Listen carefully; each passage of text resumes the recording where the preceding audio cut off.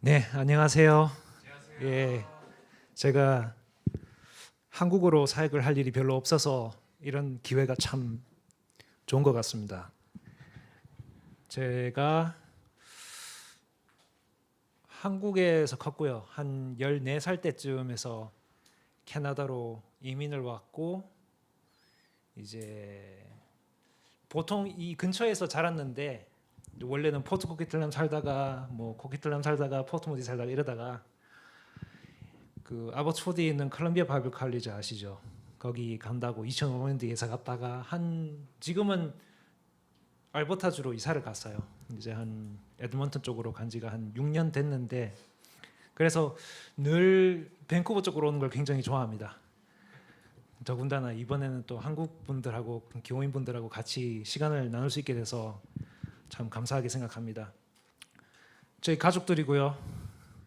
딸 하나, 아들 하나, 트리니티 웨스턴에서 만난 저희 와이프 알버타 출신이라서 이제 애들 외가 쪽이 다 알버타라서 그쪽으로 이사를 간 거고요. 집에서 홈스쿨링 하고요. 애들 취미가 독서, 오디오북 듣고 퍼즐 맞추고 레고 하고 어쨌든 널디한 거는 다 합니다 집에서.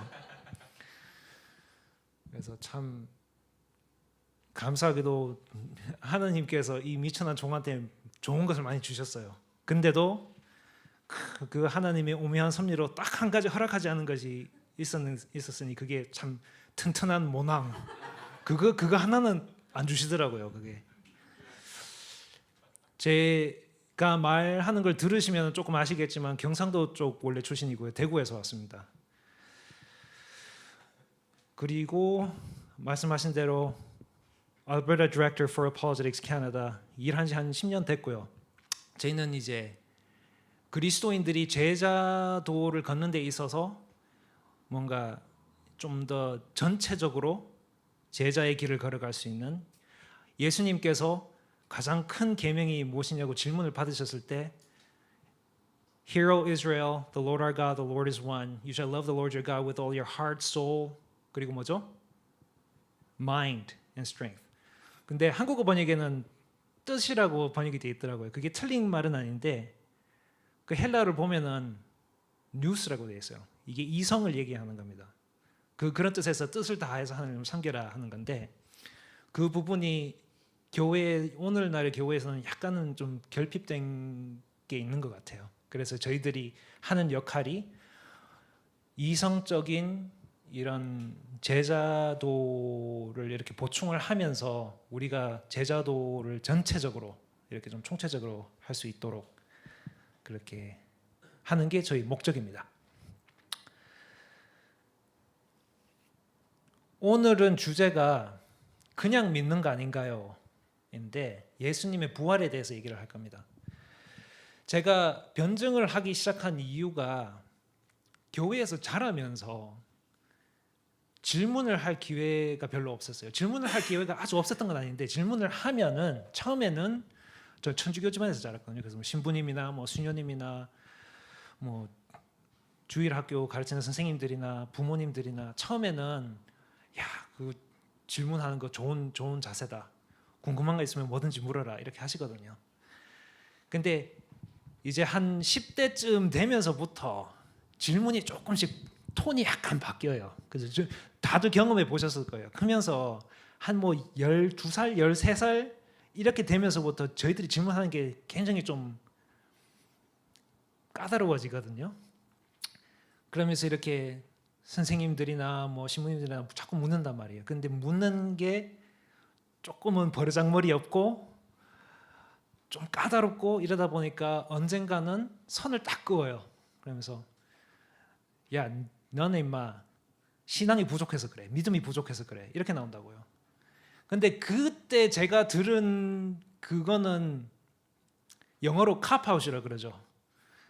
자기가 모르면서 대답을 못 해놓고서는 내가 믿음이 부족한 거래. 나한테 왜 책임을 묻는 거야? 이렇게 들리는 거예요. 그러니까 혹시 자제분들 크시면서 그렇게 질문을 막 하시면은 야, 너 믿음이 부족해서 그런 거야. 그 말 절대 하지 마세요. 절대 하지 마시고 야, 그거 좋은 질문이다. 나도 모르겠다. 같이 좀 찾아보자. 이렇게 하시면은 이게 부모님들하고 자제 간에 이렇게 문제가 생기는 게 아니라 문제는 여기 있고 부모님들이랑 자제분들이 문제를 같이 태클하게 되는 거죠. 꼭 그렇게 해주셨으면 좋겠습니다.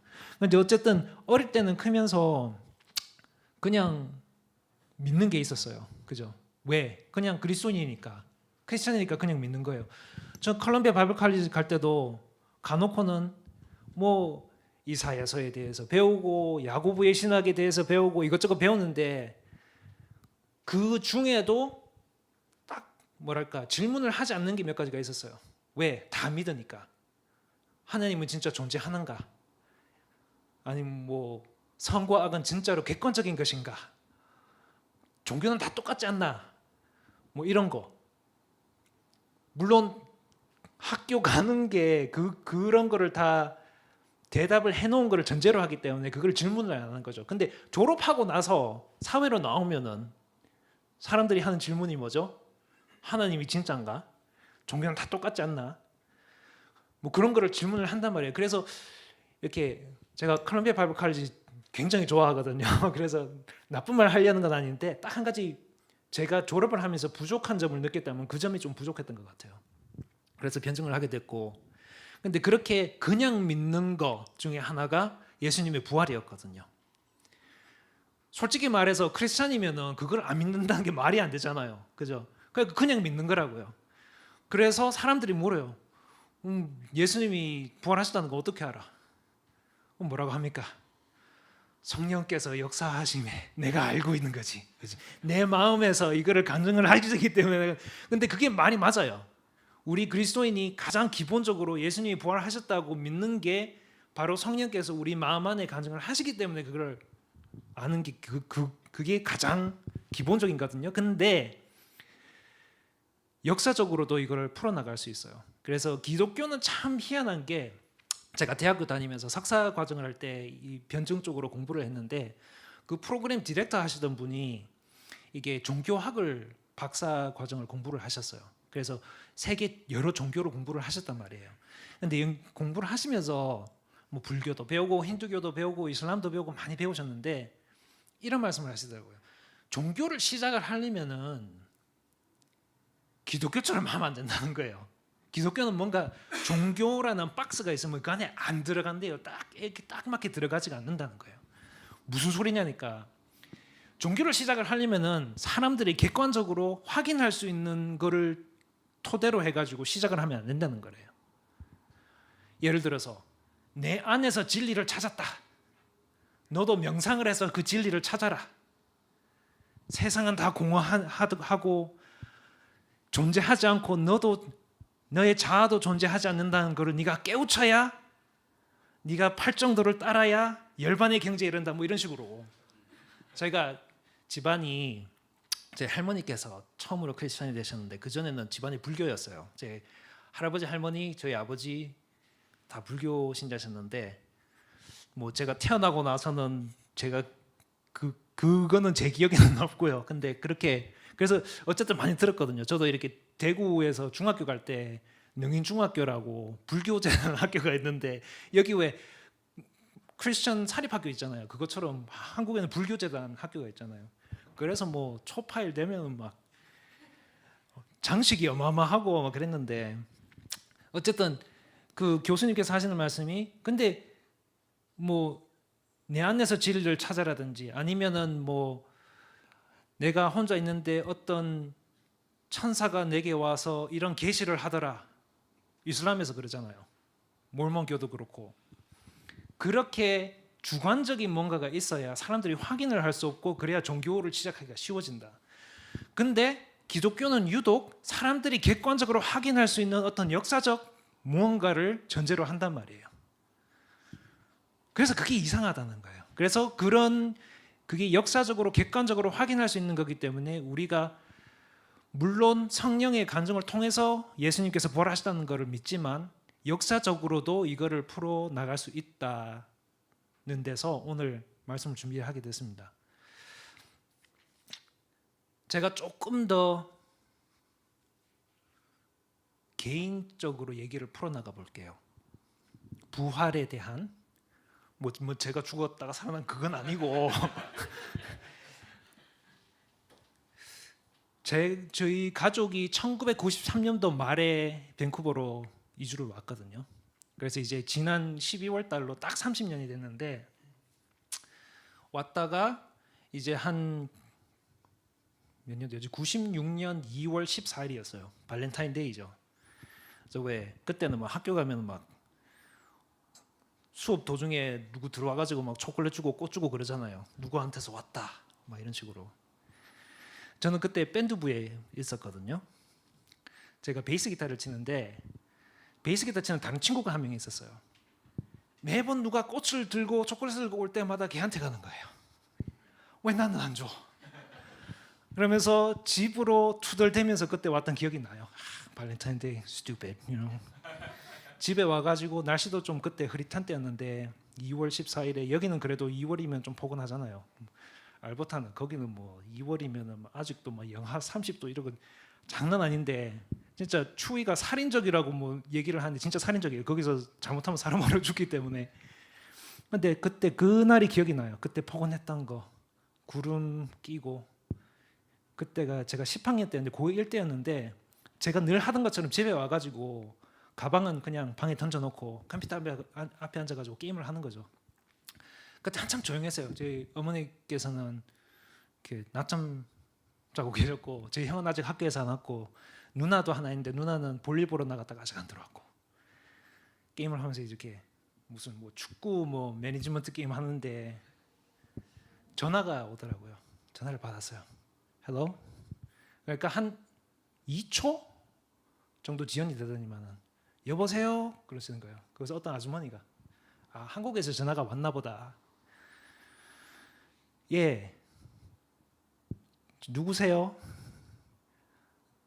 너 창범이 맞지? 제 이름이 창범입니다. 김창범. 예, 왔는데 누구세요? 엄마 좀 바꿔둬. 예. 그래서 엄마를 깨웠어요. 전화 받으라고. 그리고 저는 또 게임 하러 갔죠. 근데 게임을 하면서 뒤통수로 느꼈어요. 그거를.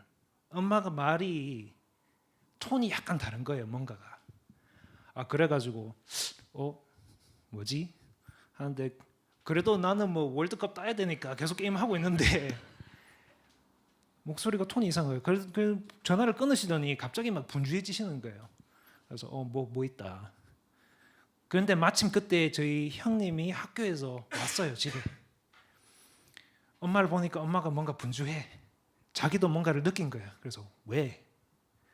저는 막내다 보니까 집에 무슨 일 있으면 늘 이렇게 좀 니는 공부만 해라 뭐 이런 식으로 컸거든요. 그래서 잘 세상 물정도 모르고 뭐 이렇게 컸는데 그래서 집에 무슨 일이 있으면 꼭 저는 이렇게 모르게 좀 했던 기억이 있어요. 근데 제가 바로 거기 있으니까 엄마도 어쩔 수 없이 얘기를 한 거죠. 아빠 한국에 지금 위독하단다. 가야 된다. 딱 그 얘기를 하고 있는데 전화가 한 번 더 와요. 엄마가 받으시더라고요. 예, 알겠습니다. 전화를 끊으시더니 네 아버지 돌아가셨다.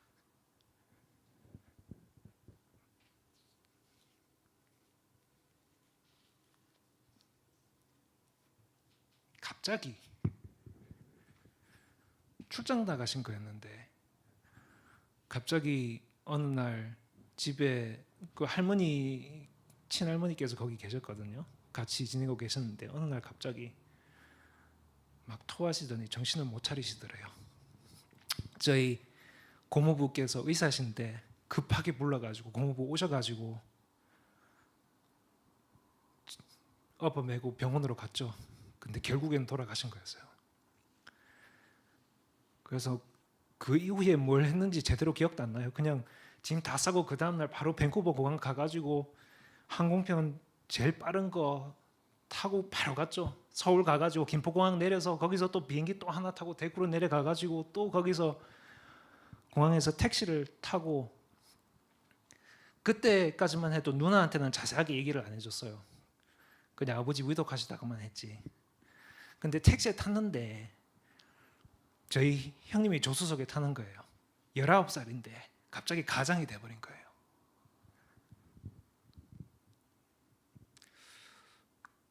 타고는 목적지를 얘기를 해야 되잖아요.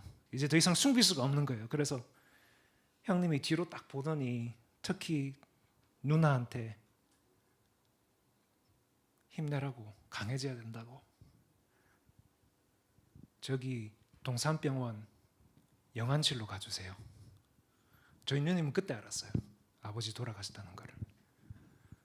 그래서 화장 지우고 갔죠. 영안실로. 친척들 다 모였더라고요. 할머니도 계시고. 할머니는 또 얼마나 마음 아프셨겠어요. 저희들이 캐나다 오기 바로 전에, 한 2개월 전에 저희 할아버지께서 돌아가셨거든요. 그런데 이제는 아버지께서 돌아가신 거예요. 남편 떠나보내고 이제는 아들까지 가버린 거예요. 내가 세상에 무슨 죄를 지었길래 하나님께서 이렇게 하실까? 되게 슬퍼하시더라고요. 2년 만에 친척들을 다 만나가지고 고모, 고모부, 뭐 작은아버지, 작은어머니 다 계시더라고요. 인사 나누고. 근데 작은어머니께서 오시더니만 저쪽에 문을 가리키세요. 너희 아버지 저 있다. 들어가서 뵈야지. 그 문이 아직도 기억이 나요. 미는 문이었는데 2개가 있고 동그란 유리창 있고, 아직도 기억이 생생한 게 저희 형님은 내 왼쪽에, 저희 누님은 제 오른쪽에 해가지고 셋이서 그 문을 밀고 그 차가운 공기 속 안으로 들어갔어요. 처음에는 아버지를 못 찾았어요. 거기서 어디 계시는지를 몰라가지고. 근데 들어가자마자 저희 누님이 곁눈으로 봤는데 눈을 딱 감고 눈을 질끈하고 고개를 돌리더라고요. 그래도 못 봤어요. 저 형님 얼굴이 기억이 조금 가물가물하게 나는데 뭐 표정이 희한해요. 못 보던 표정이야. 그래서 그 시선을 따라갔어요. 거기 계시더라고요. 무슨 쇠로 만든 무슨 다이 같은 거였는데 거기 누워 계신데, 그것도 나체로 이렇게 누워 계시더라고요.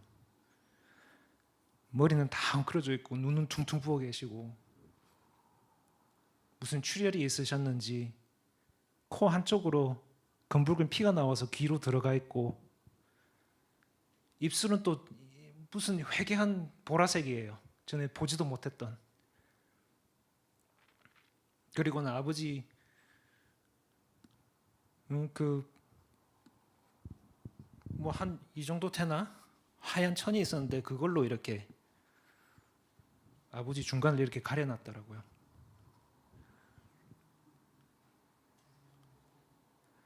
그때 제가 16살이었으니까 그런 거를 16살짜리가 그거를 보고 어떻게 이해를 해요, 이거를. 근데 참 가장 저한테 딱 기억에 남았던 게, 제가 애들 맨날 저녁 때면 제가 자러 가기 전에 꼭 애들 방 안에 한 번씩 둘러보거든요. 그럼 뭐 늘 똑같죠. 뭐 다 애들 다 그렇듯이 뭐 이불 다 팽개치고 들러봐서 자고 있고. 근데 자고서 있는 사람 모습은 아무리 가만히 있어도 약간 움직이는 게 보이거든요. 하다 못해가지고 진짜 가만히 있으면 제가 목을 자세히 봐요. 그럼 맥박이 뛰어. 그건 어쩔 수 없는 거니까. 색깔도 달라요. 사람 살색도. 그래서 그거 덮어주고. 근데 아버지는 뵀을 때 진짜 1mm도 꼼짝을 안 하시는 거예요. 돌처럼 누워 계셔요. 그러면서 제 머릿속으로는 꼭 아버지께서 살아 계신 것 같은 거예요. 그래서 제발 좀 머릿속으로 좀 일어나 보이소, 아빠. 일어나서 제 눈 좀 보라고.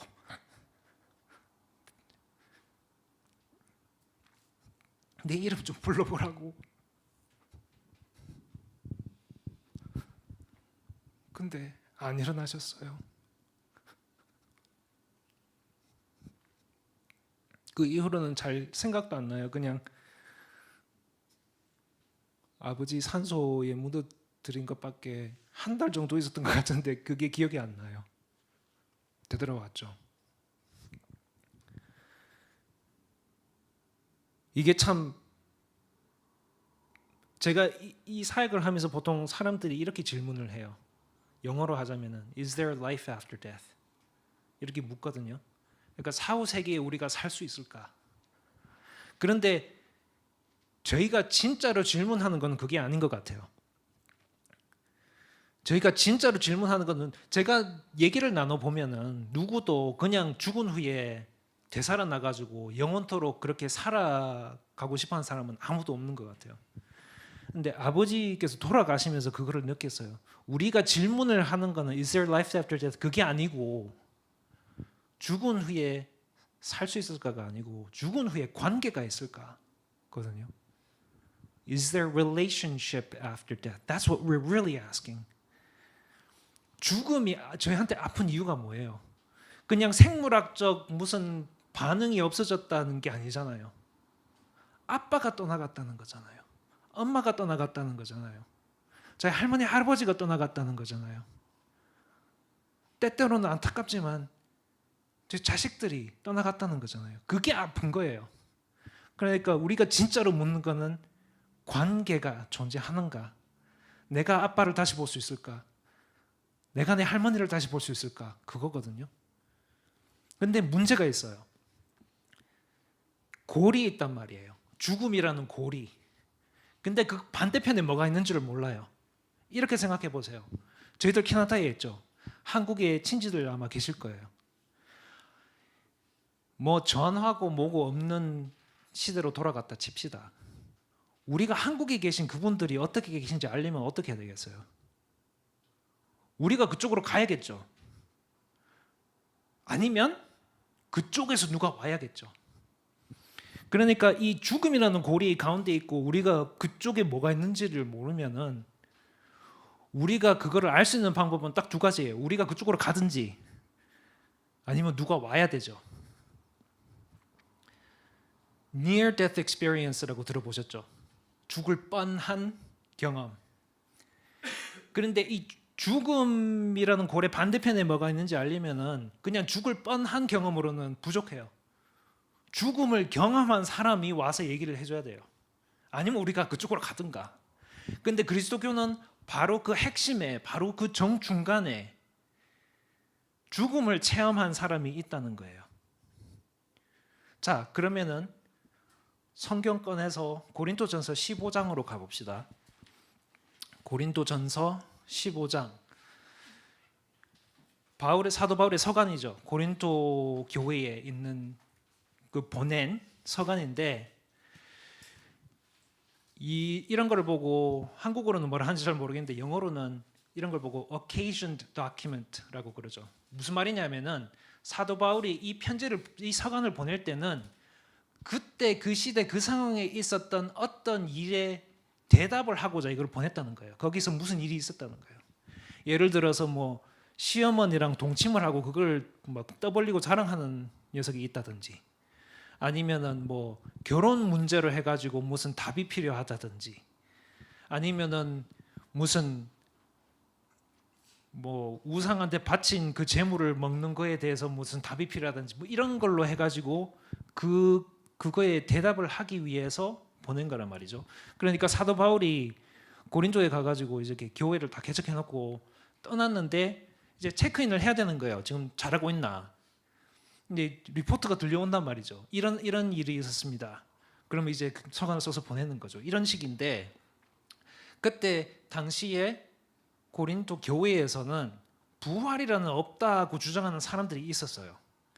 그래서 15장에는 그거를 대답하는 부분인데 이렇습니다.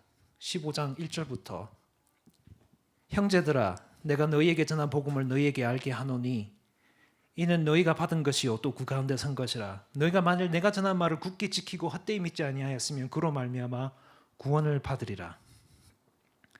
내가 받은 것을 먼저 너희에게 전하였노니 이는 성경대로 그리스도께서 우리 죄를 위하여 죽으시고 장사 지낸 바 되셨다가 성경대로 사흘 만에 다시 살아나사 게바에게 보이시고 후에 12제자에게와 그 후에 500여 형제에게 일시에 보이셨나니 그 중에 지금까지 대다수는 살아있고 어떤 사람들은 잠들었으며 그 후에 야고보에게 보이셨으며 그 후에 모든 사도에게와 맨 나중에 만삭되지 못하여 난 자 같은 내게도 보이셨느니라.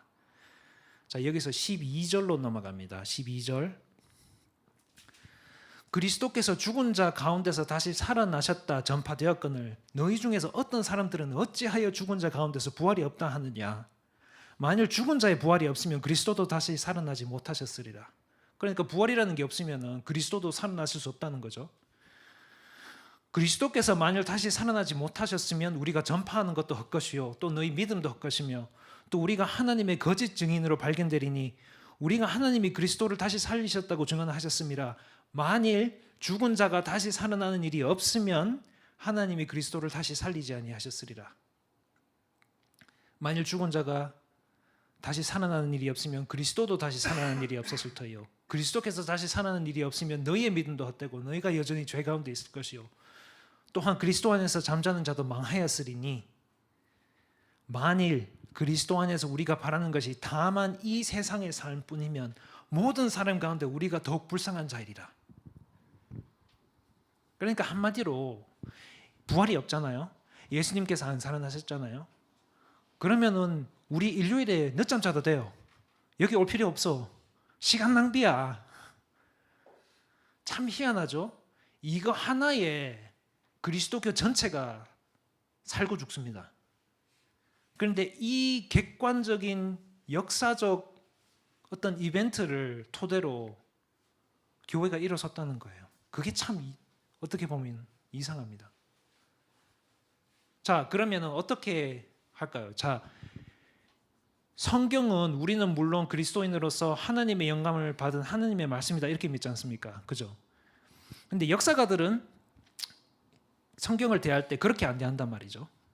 성경은 영감을 받은 하나님의 말씀이 맞습니다만은 또한 고대로부터 우리에게 전해 내려오는 고대 문헌이기도 합니다. 그죠? 둘 다가 사실이에요. 그렇기 때문에 최소한으로 이 성경 말씀을 고대 문헌으로 보고 그리고 또 하나가 아니잖아요. 그죠? 신약 성경 보면은 27권 이렇게 돼 있는데 그게 다 따로따로였거든요. 근데 그거는 모아놓은 거란 말이에요. 그러니까 이제 역사가들은 이거를 신약 성경을 대할 때 하나님의 말씀이다 이렇게 안 가고 고대 문헌이다 이렇게 접근을 합니다. 이렇게 하나님의 말씀이다 이렇게 접근해 버리면 그 안에 있는 모든 것이 진리라고 애초부터 처음부터 가정을 하고 들어가는 거기 때문에 역사 신학적으로는 그렇게 말을 할 수 있어도 역사적으로는 그렇게 말을 하기가 좀 곤란하다는 거죠. 자, 그러면은 역사적으로 봅시다. 일단 물론 하나님의 영감으로 인해 이루어진 하나님의 말씀을 믿습니다. 아멘. 아멘. 자, 거기서 그거는 일단 제쳐놓고 역사적인 이렇게 역사적으로 보는 거는 두 단계가 있어요. 처음에는 증거를 수집을 해야 되고 그러니까 역사적 자료를 수집을 하는 거죠. 자료를 수집한 다음에는 추측을 해야 돼요. 그 자료들을 다 해명할 수 있는 어떠한 가설이라든지 이런 거를 내야 된단 말이에요. 그래서 이제 두 가지 단계로 나뉩니다. 자, 그러면은 우리가 성경을 보면은 뭐 사복음서나 서간이나 이런 거를 다 봤을 때는 최소한 뭐 몇 가지 이렇게 역사적인 자료들을 구할 수가 있어요. 여러 가지가 있는데 그리고 또 이 말씀도 드려야 되는데 이러한 접근 방법이 유일한 건 아니거든요. 다른 접근 방법도 있는데 딱 한 가지만 말씀드릴게요. 자, 일단 역사적 증거 자료를 찾습니다. 요거 5가지만 말씀드릴게요. 예수님은 서기 30년 또는 43년에 본디오 빌라도 치하에 십자가형을 받고 사망했다. 이제 역사가들이 어떤 역사적 진실성에 대해서 얘기를 할 때는 그 기준이 있어요. 진실성에 대한 기준이라고 해가지고 여러 가지가 있는데 한 가지는 이렇게 다수적 증언의 기준이라고 해가지고 어떤 역사적 사실이 한 소스에만 있지 않고 여러 소스에 있을 때는 이거는 아마도 진실일 것이다. 조금 더 이제 진실성의 무게가 실리는 거죠. 예수님의 사망은 뭐 어디를 봐도 있어요. 그 꼭 성경책에만 들어있는 게 아니라 옛날 뭐 로마 역사가 타키투스 같은 사람들도 예수님의 죽음에 대해서 썼단 말이에요. 예수님이 죽었다고 이렇게 직접적으로 썼다기보다 이렇게 믿는 사람들이 있었다 이렇게 쓰거든요. 그래서 뭐 아니면은 요세푸스라든지 옛날에 이제 유대인으로서 이제 로마 쪽으로 넘어가서 이렇게 그때 이제 장차 로마 황제가 될 사람을 이렇게 통역을 하면서 도와줬었거든요. 그때 왜 유대인들이 한참 막 로마군하고 싸웠잖아요. 그러다가 성전 70년도에 다 무너지고. 근데 그렇게 로마군이 쳐들어올 적에 요세푸스가 싹 바꿔가지고 통역을 해주면서 도와줬단 말이에요. 그래서 나중에 그 장군 아들이 결국에는 성전 다 무너뜨리고 다 정리하고 나중에 그 사람 아빠가 황제가 됐을 때는 요세푸스한테 자기 있는 로마로 와가지고 네가 하고 싶은 거 다 해. 그래서 이제 역사를 쓰게 된 거예요. 유대인의 역사라든지 이런 거를. 거기서도 보면은 예수님의 죽음에 대한 언급이 있고 뭐 어쨌든 여러 군데 있어요. 그래서 예수님이 돌아가셨다는 사실만큼은 진짜 영어로 그렇게 말하죠. You can take it to the bank. 그 다음 산헤드린 공회의 일원이었던 아리마대 사람 요셉이 예수님을 무덤에 장사. 그죠? 산헤드린 공회가 뭐죠? 산헤드린 공회. 그러니까 캐나다로 치면은 최고 법원이죠. 유대인들한테는 최고 법원. 뭐 종교 지도자들 막 탑 엘리트급이 다 모여가지고 유대인의 법, 율법 이런 걸 다 다루는 최고 법원인데 산헤드린 공회가 결국은 로마인들 손을 빌려서 예수님을 처형을 했단 말이에요. 그러니까 초기 교회의 관점에서 봤을 때는 예수님을 죽인 사람들이다 이렇게 보이거든요. 그런데 그 공회의 일원이었던 아레마대 사람 요셉이 예수님을 장사를 지냈다. 이거는 초기 교회의 입장에서는 약간 좀 부끄러운 사실이에요. 보면은 아리마대 사람 요셉하고 니고데모하고 다 예수님을 몰래 따르던 사람들이다 이렇게 얘기가 나오거든요. 역사가들은 이렇게 얘기를 해요. 이게 거의 뭐 좀 쪽팔리니까 아리마대 사람 요셉이 예수님을 장사 지냈다는 게 쪽팔리니까 그거를 어떻게든 완화하려고 그거를 집어넣은 것 같다. 뭐 이렇게 얘기를 하기도 해요. 어쨌든 좀 부끄럽다는 거예요. 그래서 이거를 보고 당혹성의 기준이라고 합니다. 아까 전에 진실성 기준 말씀드렸죠. 여러 가지 기준인데 이거 당혹성의 기준이라고 그래요. 그래서 이제 역사적인 어떤 자료에 초기 교회 입장에서는 좀 당혹스러울 수 있는 부끄러울 수 있는 그런 디테일이 들어가 있으면 아마도 이것은 조금 진실성에 조금 더 무게가 실린다 이렇게 나오죠. 자, 그다음 또 당혹성의 기준에 부합하는 게 또 하나 더 있습니다. 그 다음 일요일 아침에 예수님의 여제자들이 빈 무덤을 발견했다. 그죠? 이게 왜 당혹스럽죠? 그때 당시에만 해도 여자들은 법원에서 법 앞에서의 증언이 아무 효력이 없었어요. 그런데 그 중요한 빈 무덤을 발견한 게 여자들이다? 그리고 그게 그렇게 써 있다? 이게 좀 어떻게 보면은 말이 안 되는 거죠. 그러니까 좀 더 진실성의 무게가 실린다 이렇게 나오는 건데 나중에 가면은 여자들이 언급이 없어요. 아까 전에 방금 고린도전서 15장 읽었죠. 여자들 언급 있습니까? 없죠. 벌써 이때부터만 해도 이제 그 언급이 조금씩 없어지는 거예요. 그리고 나중에 뭐 이렇게 좀 외경 같은 뭐 베드로 복음서라든지 이런 거 보면은 여자는 없고 다 남자들. 그것도 막 베드로 복음서 이런 거는 보면 유대인들도 다 있고 로마인들도 다 있고 이스라엘 사람 다 있어요. 이제 그런 식이라는 거죠. 이 베드로 복음서라는 게 실제로 베드로가 쓴 게 아니고 서기 한 150년도 정도에 쓴 거거든요. 그러니까 베드로 죽고 나서 한참 다음에 나온 건데 그러니까 가짜죠 한마디로. 그때는 왜 plagiarism이라고 하죠. 이렇게 뭐 우리가 뺏길 때 우리는 어떻게 하냐면은 남의 거를 뺏겨놓고는 우리 이름을 붙여요. 마치 내 것인 양. 근데 그때는 반대로 했어요. 내 거를 써놓고는 좀 더 유명한 사람 이름 붙이는 거예요. 그래서 뭐 베드로 복음서, 뭐 도마 복음서, 마리아 복음서 뭐 이런 거 한참 나왔었거든요. 근데 그런 거에 보면은 여자들에 대한 언급이 없어요. 당혹스러우니까. 다음. 제자들이 예수님의 사후 출현이라 믿는 것을 봄. 근데 이거는 잘 보시면은 예수님이라고 안 그러거든요. 예수님이라고 제자들이 그걸 믿었다는 거예요. 뭔가를 보기는 봤어. 근데 확실히 제자들은 예수님이라고 믿었고, 뭐 어쨌든 뭔가가 나타났다는 거예요.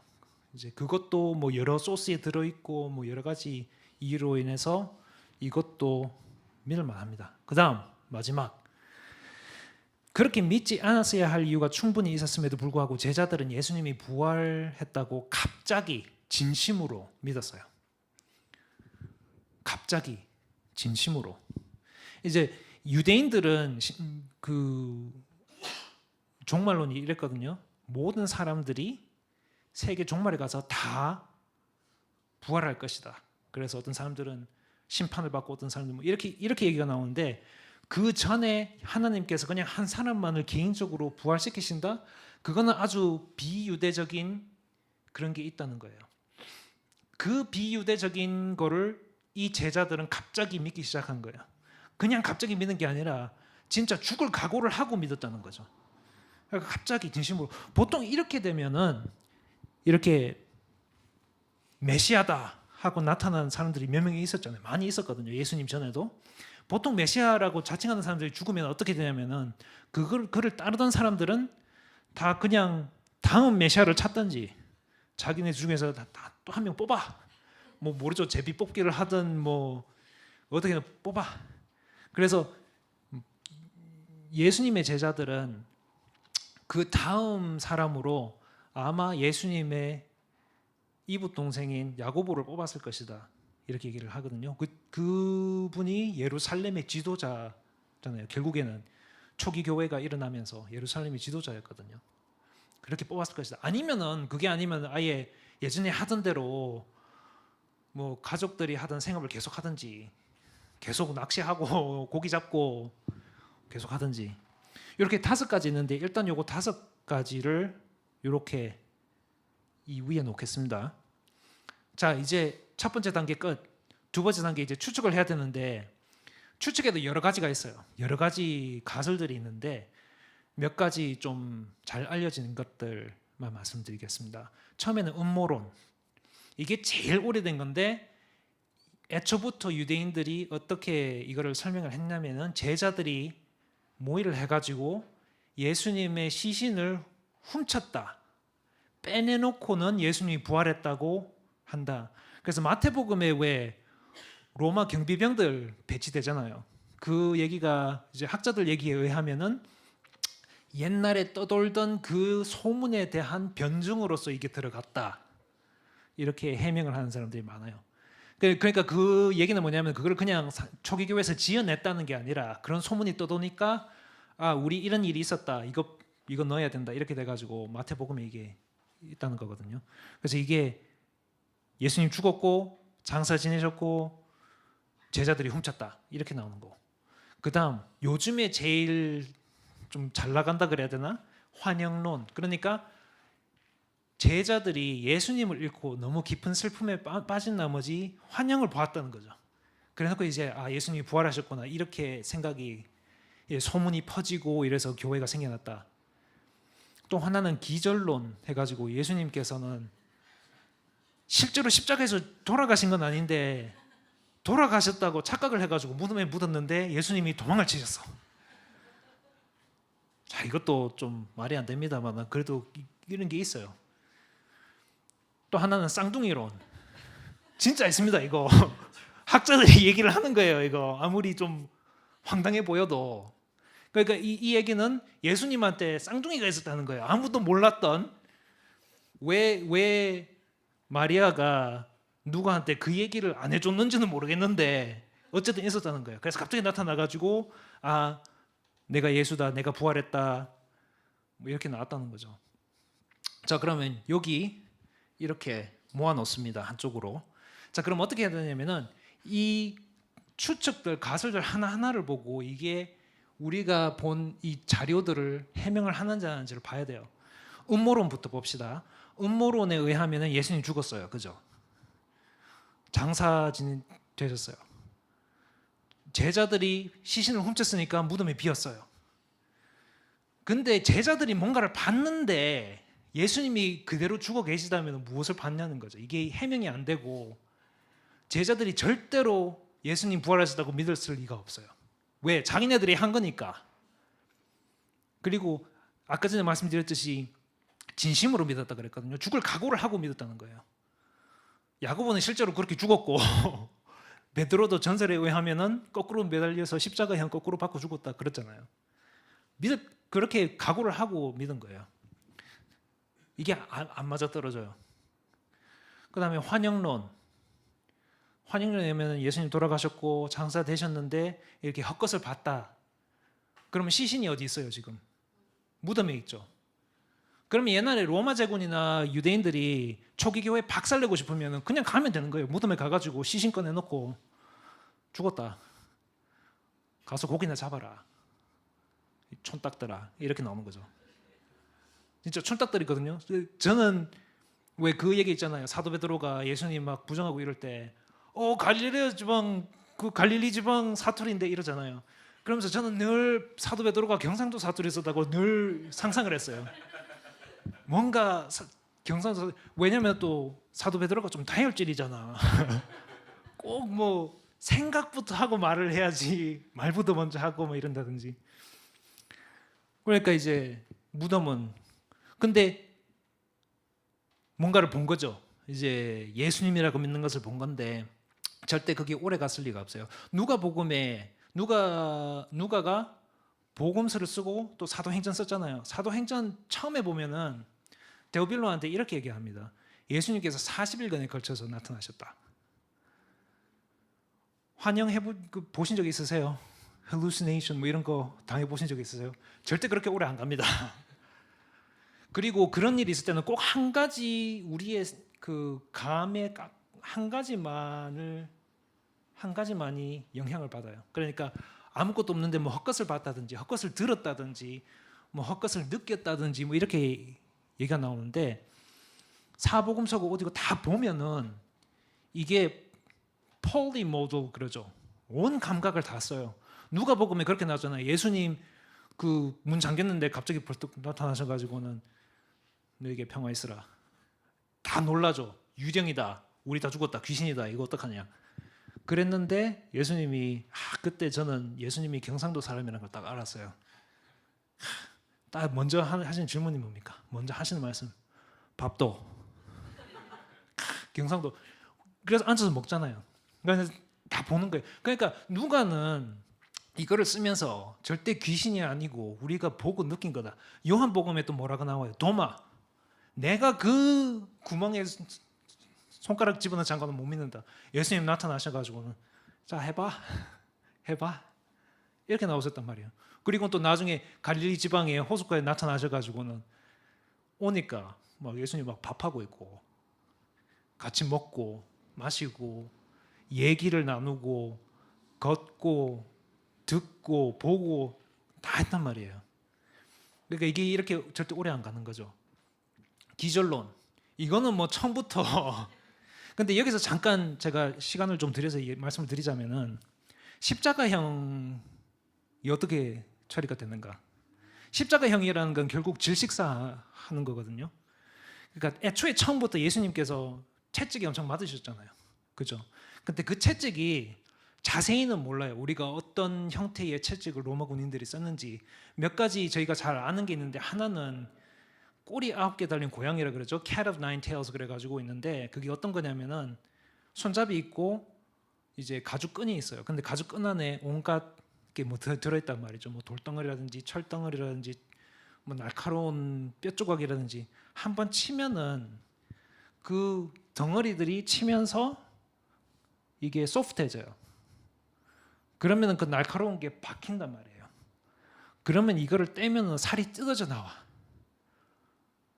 뭐 그걸로 맞았는지 뭐 다른 뭘로 맞았는지 모르겠는데 뭐 prisoners rights 이런 거 없잖아요. 그죠? 엄청 맞으셨을 거란 말이에요. 벌써 피를 많이 흘리셨을 테고 출혈이 많으셨는데 그거를 무거운 십자가를 들고 가서 십자가에 로마 제군들이 눕혀요. 팔을 당겨야 돼. 그럼 좀 어깨 뼈가 나가. 그러면은 또 이제 손목에다가 못을 박는데 왜 퍼니본이라 그러죠. 여기 톡톡 치면은 막 느낌이 오잖아요. 신경이 다 있으니까. 근데 벤치로 그 신경을 자꾸 꺾는다고 생각을 해보세요. 그렇게 양쪽으로 이렇게 매달려 있습니다. 이제 발까지 찍혀가지고 이제 이걸 어떻게 해야 되냐면 이렇게 돼 있으면은 숨을 들이키기가 힘들어요. 그래서 숨을 들이키려면은 다리로 밀어 올리고 숨을 들이키고 내려가면서 숨을 내뱉는단 말이죠. 이게 몇 날 며칠이 갈 수가 있어요. 심할 때는. 그렇기 때문에 이거를 속도를 내서 빨리 죽이려면 어떻게 합니까? 와서 다리 몽댕이를 부러뜨리는 거야.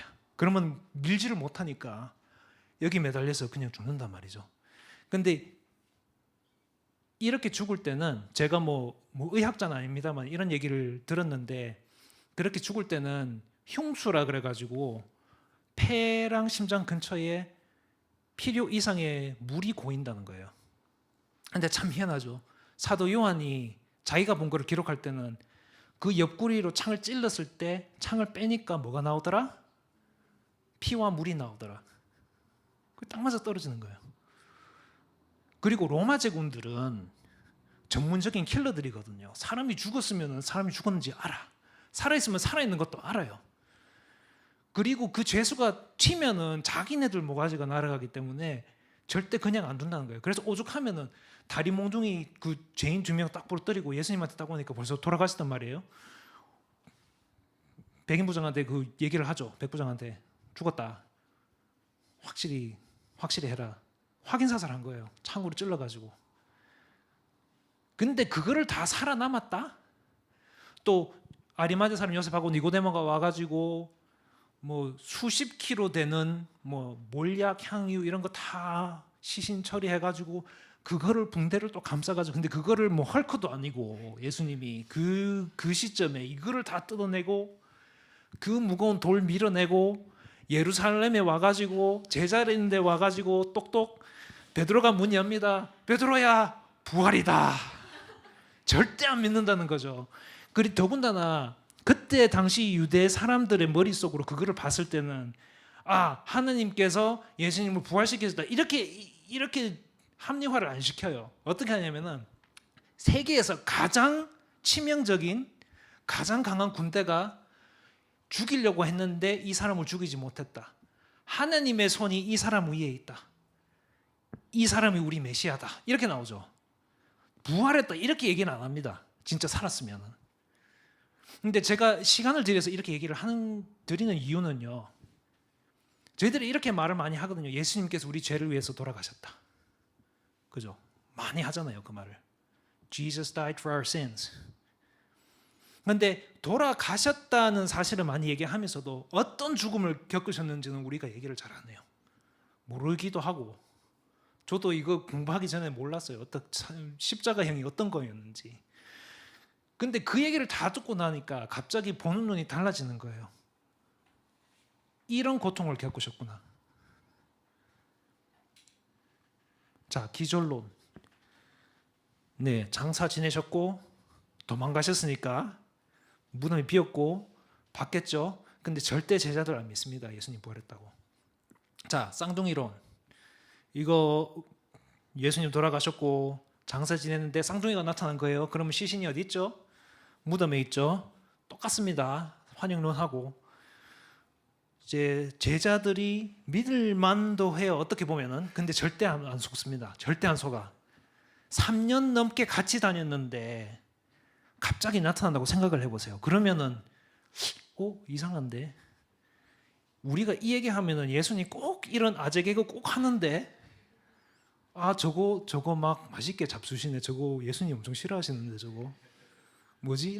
이런 디테일이 있단 말이에요. 그걸 누가 3년 넘도록 함께 하면서 본 그 세세한 디테일을 아무리 쌍둥이라지만 누가 그거를 3년 넘게 함께 한 사람들을 속입니까? 절대 안 속습니다. 근데 이거 말고도 추측이 하나 더 있어요. 부활하셨다는 거. 다 맞아떨어져요. 저 위에 5개 말씀드렸거든요. 또 더 있어요. 훨씬 많아요. 야고보. 제가 개인적으로 제일 좋아하는 자료인데 증거인데 야고보. 야고보가 누구예요? 예수님 동생이잖아요. 그죠? 자, 동생 있으신 분 꽤 있으시죠? 생각을 해보세요. 동생이 왔어. 동생한테 와가지고, 아니 동생이 아니라 형이나 오빠 있으신 분, 형이나 오빠 있으신 분. 자, 형이나 오빠가 와가지고 이렇게 말한다고 생각해 보세요. 내가 주님이거든, 메시아거든, 진짜 네가 내 경배해야 되거든. 이러면 뭐라고 할 거예요? 야, 이거는 좀 아니다. 그죠? 네가 필요한 거는 병원이지, 이건 아니다. 근데 도대체 무슨 일이 있었길래 그 동생이라는 사람이 죽을 각오를 하고 자기 형이 메시아라고, 자기 형이 이 우주의 주님이라고 고백을 하면서까지 죽느냐, 이 말이죠. 사도 바울 초기 교회의 적이었습니다. 뭔가가 있었어요. 그죠? 그리고 안식일이 변경이 됐어요. 옛날에는 초기 교회 때는 처음에는 왜 유대교의 한 분파로 사람들이 생각을 했잖아요. 근데 그때 이제 금요일 해질녘부터 토요일 해질녘까지 안식일이란 말이에요. 근데 그때 집회당 가고 그 다음에 일요일에 또 자기들끼리 모여가지고 꽁냥꽁냥 이렇게 경배드리고 했는데, 이제 나중에 이렇게 쫓겨났잖아요. 특히 유대인들하고 로마인들하고 막 싸우면서 참여를 안 하니까 너네는 더 이상 우리랑 한 속이 아니다, 떠나라, 이렇게 된 건데, 근데 일요일에 왜 그랬을까? 그죠? 왜 하필이면 일요일? 도대체 무슨 일이 있었길래 초기 교회에서는 다 유대인들이었는데 안식일을 일요일로 삼고 안식일을 일요일로. 그 다음에 핵심 메시지가 교회 처음에 생겼을 때부터 교회의 핵심 메시지는 예수님께서 부활하셨다는 거예요. 그죠? 그리고 그 교회는 로마에서 시작한 것도 아니고 안티옥에서 시작한 것도 아니고 알렉산드리아에서 시작한 것도 아니고 어디서 시작됐어요? 예루살렘에서. 예루살렘이 어디예요? 예수님이 죽었다가 부활하셨다고 주장을 하는 바로 그 자리잖아요. 그러니까 그 소문을 들은 사람들이라면 누구나 거기 가서 확인을 할 수 있었을 사람들이 다 있었단 말이죠. 로마인들도 있어, 유대인들 이렇게 예수님을 미워했던 사람들도 있어, 종교 지도자들이나 바리새인들이나 사두개사 다 있는데 교회가 거기서 시작됐다는 거예요. 그런데다가 또 소문으로 카바를 하려고 소문이 뭐냐? 제자들이 몸을 훔쳤다, 시신을 훔쳤다. 그런데 부활로 추측을 해보면 이게 다 맞아떨어집니다. 자, 그러면은 그래서 So what? 그죠? 그래, 죽은 사람 살아났다 치자. 그래서 뭐가 그리 대단한데? 이게 저희들이 그냥 사람이 죽었다가 살아난 게 아니죠. 그 사람이 죽었다가 살아났다고 하는 데는 그 종교적, 정치적, 문화적 배경이 다 있어요. 그러니까 이 부활이라는 역사적 이벤트가 혼자서 일어난 게 아니고 그거를 맥락으로 해서, 그걸 배경으로 해서 일어났단 말이에요. 그러니까 이게 무슨 말이냐면, 만약에 예수님께서 정말로 부활을 하셨다면은 예수님께서 하신 모든 말씀, 예수님께서 하신 모든 주장, 예수님께서 가지셨던 세계관, 이런 것들이 모두 다 옳다는 거예요. 저 같으면, 딴 사람들 모르면 저 같으면 사람 죽었다 살아나면 그 사람 말을 더 믿을 것 같아요. 이런 문제에 있어서는 예수님께서 저에게 보여주신 세계관은 어떤 거냐면 이런 거예요. 우리 다 대역죄인입니다. 대역죄인한테 무슨 형을 가하죠? 사형. 그런데 하나님께서는 사형을 안 하시고 용서를 해주세요. 사면. 근데 사면으로 끝나지 않아요. 여기서 제가 완전 속된 말로 완전 돌아버리는데, 거기까지는 이해가 가요. 임금이 자기한테 반역한 죄인을 용서를 해준다, 거기까지는 이해가 가는데, 그 대역 죄인을 너 내 양자 해라, 너 내 아들 해라, 내 딸 해라, 그리고 내 왕국을 상속받아라, 그리고 내 아들 예수 그리스도랑 거기서 그 왕국을 다스려라, 그 나라를 다스려라. 그거 정말 사람 미치게 만듭니다. 그 은혜가 참 어떻게 생각하면 이거를 이해를 하기가 좀 어려워요. 죄를 용서하는 것까지는 알겠는데 네 내 아들 해라, 내 딸 해라. 이 모든 세계관이 옳다는 겁니다. 예수님께서 부활하셨다면 그게 증명이 되는 거예요. 증명이 되면 이거 그냥 머리로만 못 삽니다. 이렇게 되면 절대 머리로만 있어서도 안 됩니다. 예수님이 진짜 살아계시다면요, 예수님께서 또 약속하신 게 있거든요. 나 가고 나서 성령 보내줄게. 내가 너의 안에서 거할게. 함께 Lo, I'm with you to the end of the age. 세상 끝날 때까지 내가 너희들이랑 함께 한다. 세상 끝나면은, 이 세상 끝나면은 우리 또 영원히 함께 한다. 사랑이 완벽하게 된 그곳에서 너하고 나하고 같이. 성경 얘기는요 다 인간 유배간 얘기거든요. 처음에 하나님하고 있다가 어떻게 돼요? 반역하고 나서 쫓겨나잖아요. 에덴 동산에서 쫓겨나고, 그게 다 인간 유배해가지고 그 끝에 계시록 21장, 그죠? Everything is finished. And they will be his people and he will be their God. 그죠? 함께 한다는 거예요. 그 떨어졌던 게 다시 모인다고요. 그 가운데 예수님이 계세요. 우리가 하나님의 양자 양녀 됐다는 거는 이렇게 생각해 보세요. 만약에 내일 아침에 일어나서 보니까 어떻게 해서 이게 한국인이 여기에 끼었는지도 모르겠는데 다음 영국의 국왕이 될 사람이 나다. 아니면은 뭐 목사님이다. 뭐 여러 형제 자매님들 중에 한 분이 내일 아침 일어나 보니까 영국 국왕 자리를 물려받을 게 나네? 그렇게 되면 삶이 어떻게 되겠어요? 절대 그냥 지금 살던 것처럼 못 삽니다. 그죠? 사는 게 달라져야 돼요. 또 왜? 왕족이니까. 왕족이면 왕족답게 살아야죠. 그죠? 그냥 절대 예전에 살던 것처럼 못 삽니다. 정체성이 바뀌었기 때문에 예전의 정체성대로 못 삽니다. 새 사람으로 살아야 돼요. 새 사람으로. 근데 그런 거를 다 한다는 게 단순히 우리가 맹신을 해서 그런다기보다는 성령이 간증하신 것도 있고, 역사적으로 봐도 이걸 충분히 이해를 할 수 있고, 모든 면에서 우리가 이거는 진리다라고 믿을 수 있는 그런 기반이 있기 때문에, 제가 예배에서 찬양을 드리거나 이럴 때 예전에 좀 이런 게 있었어요.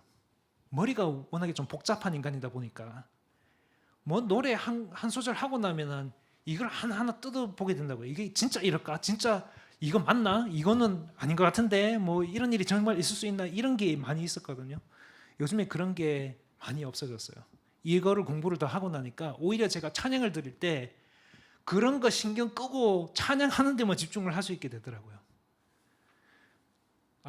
제자로서 하나님을 내 이성으로 섬긴다는 것이 이렇게 될 수가 있구나. 이렇게 풀이가 될 수 있구나. 내 사는데 그거에 산만해지지 않고 하나님한테 집중을 할 수 있도록 도와주는 게 있구나. 그래서 변증 제자도에서는 참 필요한 거라고 봅니다. 예수님께서는 진짜로 살아나셨다고 하실 근거가 충분히 있습니다. 영성적으로 또 역사적으로. 그렇다면은 우리는 진짜로 지금 바로 이 순간에 예수님께서 살아나신 바로 그 세상에서 그 똑같은 공기를 들이쉬고 내뱉고 할 수 있습니다. 진짜 그 세상에 사는 겁니다. 그러면은 진짜 정체성 바뀐 겁니다. 예수님 따르기 시작하면서부터 우리는 진짜 하나님 양자 양녀 된 겁니다. 진짜로 그 왕국 물려받습니다. 진짜로 그 왕국 다스립니다. 예수님하고 함께. 그리고 우리 모두 다 함께. 즉 죽고 나서 관계가 있다는 거예요. 죽음으로 그냥 관계가 끊어지지 않습니다. 함께 합니다. 끝까지 갑니다. 끝도 없습니다. 계속 그쪽으로 향해 갈 뿐이지. 진짜 사는 게 바뀔 수 있습니다. 제가 기도하는 거는 영어가 조금 더 편해서 양해 부탁드립니다. 기도합시다.